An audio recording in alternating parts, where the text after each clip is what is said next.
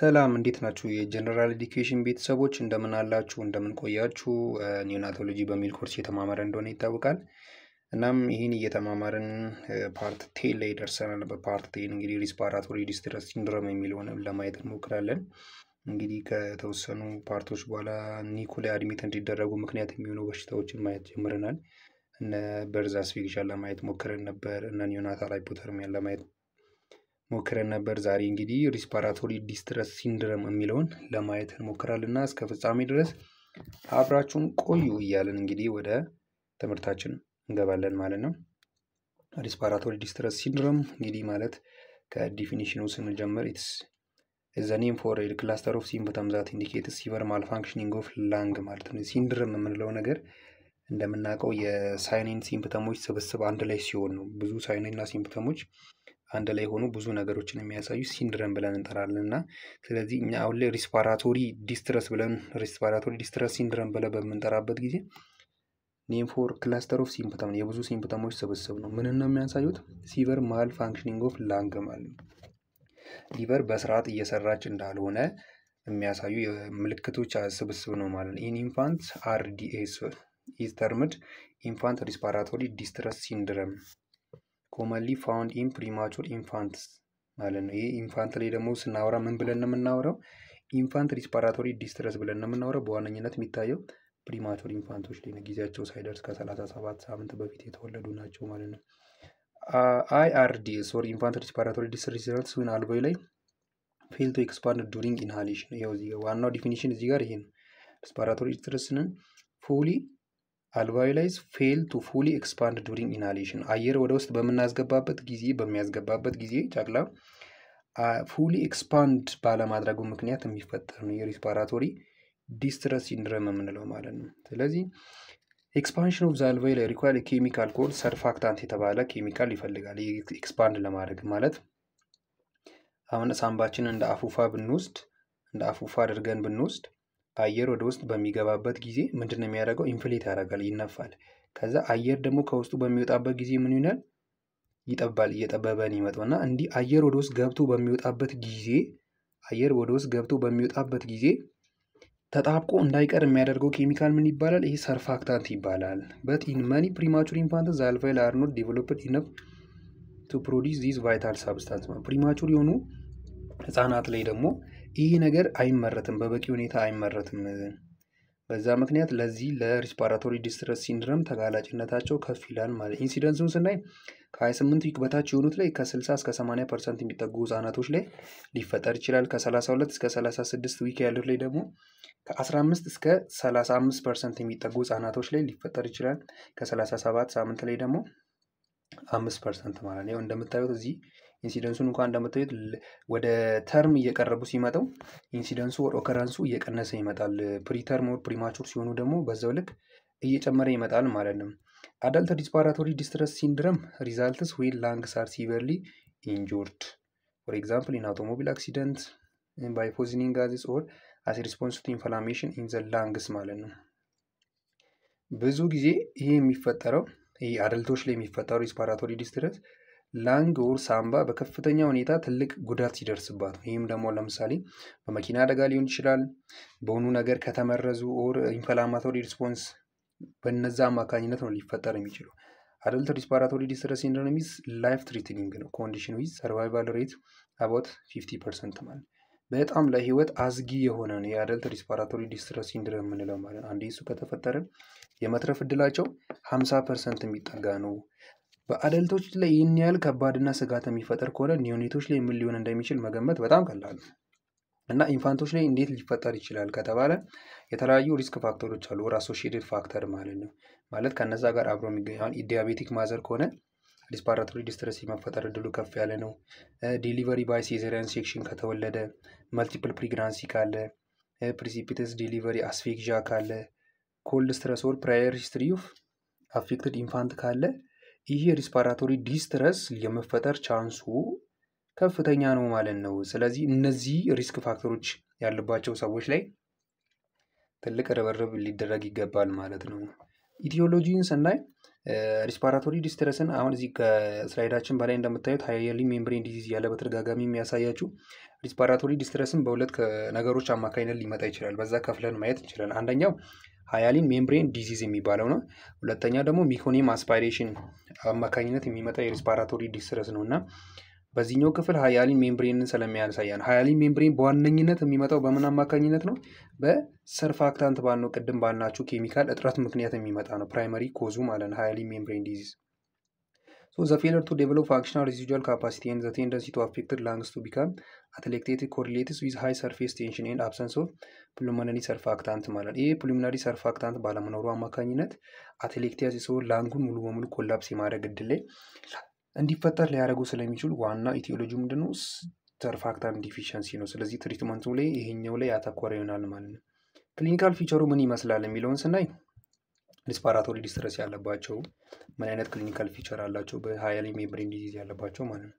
አንደኛ ሳይን ኦፍ ሃያሊን ሜምብሬን ዲዚዝ አክቹዋሊ አፒር ዊዚን ሚኒትስ ኦፍ በርዝ ፒክ አት 1 to 3 days ኦንሴት ሪከቨሪ 72 ሀወር ማለት ይሄ ሃያሊን ሜምብሬን ዲዚዝ ያለባቸው እንደተወለዱ በደቂቃዎች ውስጥ ችግሩን ማየት እንችላለን። የሚታዩ ነገሮች ናቸው፣ ፊቸሮቹ ይታያሉ የሃያሊን ሜምብሬን ዲዚዝ ማለት ነው።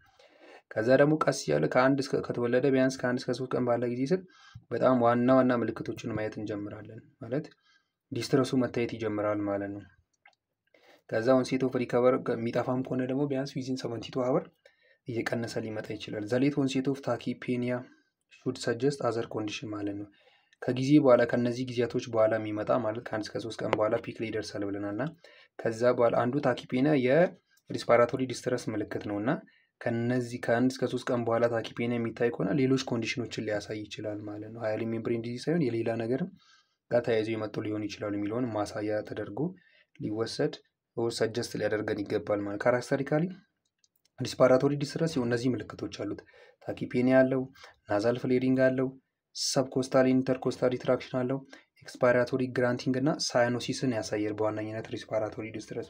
ስለዚህ እነዚህን 5 ምልክቶች መያዝ ይጠበቅብናል ማለት ነው። እነዚህ ምልክቶች ከታዩ አንድ ዩኒት ላይ የሪስፓራቶሪ ዲስትረስ ኦር ፔዲያትሪክሶች ላይም ሊሆን ይችላል ህፃናቶች ላይ የሪስፓራቶሪ ዲስትረስ ምልክት ነው ማለት ነው። ሌላኛው ማኒፌስቴሽን ምንድነው? ዲክሪዝ ባይላተራል ኤር ኢንትሪ ሜይ ኖት ኦን ዘ አስከልቴሽን ማለት ነው። አስከልቴት በምናደርግበት ጊዜ ስቴቶስኮፕን ተጠቅመን በምናዳምጥ ጊዜ የባይላተራል ኤር ኢንትሪ በጣም የቀነሰ ሆኖ ሊሰማን ይችላል። ዘ ናቹራል ኮርስ ኢዝ ካራክተራይዝድ ባይ ፕሮግሬሲቭ ወርሰኒንግ ኦፍ ሳያኖሲስ ኤንድ ዲስፔኒያ ማለት ነው። ምን እየሆነ ይመጣል? ይህ ሳያኖሲስ እና ዲስፔኒያ ኦር ብሪዝ በሚያደርግበት ጊዜ የህመም ስሜት እና የሳያኖሲሱ የከለር ቼንጁ እየከፋ ይመጣል በጊዜ ሂደት ማለት ነው። በአንዴ የሚታዩ ሳይሆን ስሩ ኤታይም እየጨመረ የሚመጣ ነው ማለት። ኢን ሞስት ኬዝስ ዘ ሲምፕተም ኤንድ ሳይንስ ሜይ ሪች ኤ ፒክ ዊዝን 3 days ማለት አፍተር ዊች ኢምፕሩቭመንት ኢዝ ግራጁዋል ማለት። አብዛኛው ጊዜ ቅድም እንደ ፒክ ላይ ከ1 እስከ 3 ቀን ባለ ጊዜ ስር ይወጣል ብለናል እና ሲምፕተሙ ሪች ፒክ የሚወጣው መቼ ነው? 3ኛ ቀን ላይ ነው ብለናል። ከዛ በኋላ ኢምፕሩቭመንቱ ግራጁዋል ነው፣ በጊዜ ሂደት ራሱ እየቀነሰ ይመጣል ማለት። ስለዚህ በሃያሊን ሜምብሬን ዲዚዝ ያለባቸውን ምን ኢንቨስቲጌሽኖችን ላክ ሪስፓራቶሪ ዲስትረስ ላይ ያሉትን የሚለውን ስናይ ሲቢሲ እናያለን፣ ቸስት ኤክስሬ እናያለን፣ ቢጂ እናያለን፣ ሴፕቲክ ወርክአፕ አለን። የኦክሲጅን ሳቹሬሽን መጠንን ቼክ በማድረግ ሪስፓራቶሪ ዲስትረስ ተፈጥሯል ያልተፈጠረም የሚለውን በዛው ዲያግኖስ እናደርጋለን። ይህንም ቼክ እያደረግን ፈርዘር ኮምፕሊኬሽኖች እንዳይፈጠሩ ፕሪቨንት ለማድረግ እኝን ዲያግኖስ እናደርጋለን ማለት ነው። ትሪትመንቱን ስናይ ደግሞ በሃያሊን ሜምብሬን ዲዚዝ ያለባቸው ትሪትመንቱ ምንድነው? አንደኛ ናዛል ሲፓፕ ዊዝ ኮንቲነስ ሞኒተሪንግ ኤንድ ቬንቲሌተሪ ሰፖርት። ናዛል ሲፓፕ የምትባል መጀመሪያው ፓርት ላይ የሆነች ማሽን አይተን ነበር። ላንግ ኮላፕስ ካለ ያን ትሪት ለማድረግ የምንጠቀማት ማሽንነት ብለን እና ያን ማሽን ተጠቅመን ሞኒተር በማድረግ ቬንቲሌሽን እናደርጋለን ማለት ነው። ይሄ ዋርም ሂሚዲፋይድ ኦክሲጅን ሹድ ቢ ፕሮቫይድድ ቱ ኪፕ አርተሪያል ሌቭልስ ቢትዊን ከ55 እስከ 70 ሚሊ ሜትር ሜርኩሪ እንዲሆን ዋርም እና ሂሚዲፋይድ የሆነ ኦክሲጅን እንሰጣለን። ምክንያቱም ሪስፓራቶሪ ዲስትረስ ውስጥ ነው ብለናል። በስርዓት እየተነፈሰ ስላልሆነ ኦክሲጅን እንሰጠዋለን። ኢንፋንት ሪሲቨር ሃያሊን ሜምብሬን ዲዚዝ ኦር ዞስ ሁ ዴቨሎፕድ ኮምፕሊኬሽን ሪዛልቲንግ ኢን ፐርሲስተንት አፒኒያ ሪኳሪንግ አሲስታንስ ሜካኒካል ቬንቲሌሽን ማለት። እነዚህ ሃያሊን ሜምብሬን ዲዚዝ ሲቨር በሆነ መንገድ ዴቨሎፕ ያደረጉ እና ደግሞ አፒኒያ ፐርሲስት ካደረገ ምን ማድረግ አለብን? በራሳቸው ያተነፋፈስ በጣም እየከበዳቸው ነው የተቸገሩ ስለሚሆን ሜካኒካል ቬንቲሌሽን ወር የተለያዩ ዲቫይሶችን ተጠቅመን ቬንቲሌት እንዲያደርጉ ማድረግ ይጠበቅብናል ማለት ነው። ሌላኛው ትሪትመንት ሌላኛው የትሪትመንት እንትን ምንድነው? ቴርሞ ሬጉሌሽን ማለት ቴርሞ ሬጉሌሽን ከ36.5 እስከ 37 ነው ኖርማሉ ብለናል። በዚህ ውስጥ እንዲሆኑ ማድረግ አለብን።